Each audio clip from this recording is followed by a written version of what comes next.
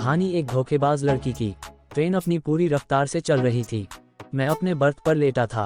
सोने का बहुत प्रयास किया मगर नींद नहीं आ रहा था। दिल में एक बेचैनी थी, दिल बार बार जोर से धड़कने लगता। ट्रेन में भीड़ होने के बावजूद खुद को अकेला महसूस कर रहा था। यादों से पीछा छूटने के लिए मैं उठकर बैठ गया, बोतल से पानी निकाला और पिया। यादें और बढ़ गई, एक अजब सी बेचैनी, एक अजब सा एहसास। मैंने अपना हाथ सीने पर रखा, दिल जोर जोर से धड़क रहा था। जिस चीज़ से हम पीछा छुड़ते हैं वह और हमारे पीछे आती है।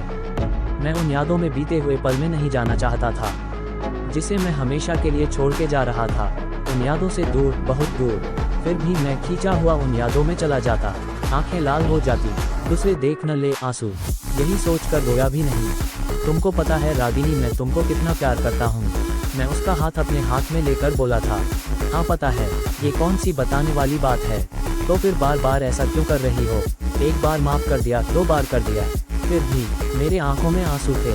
अब ऐसा नहीं होगा पक्का, अब कभी ऐसा नहीं होगा।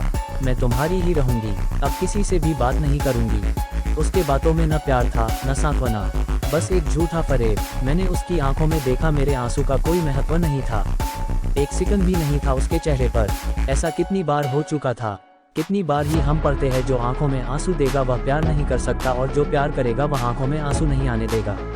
यह सब जानने के बावजूद मैं उस फरेब पर विश्वास करता रहा। मैं अपने आप से झूठ बोलता रहा, ऑनेस्ट है वो, और उस ऑनेस्ट को मैंने फिर से माफ कर दिया। मेरे आने का समय खत्म हो रहा था। जाने से पहले मैं उससे एक बार मिलना चाह रहा था। जब उसके घर गया तो वह नहीं थी।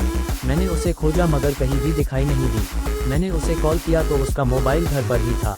मैं बैठकर उसका वेट करने लगा। कुछ देर बाद उसके मोबाइल पर मैसेज टोन बजा। मैं न चाहते हुए इसे खोल दिया।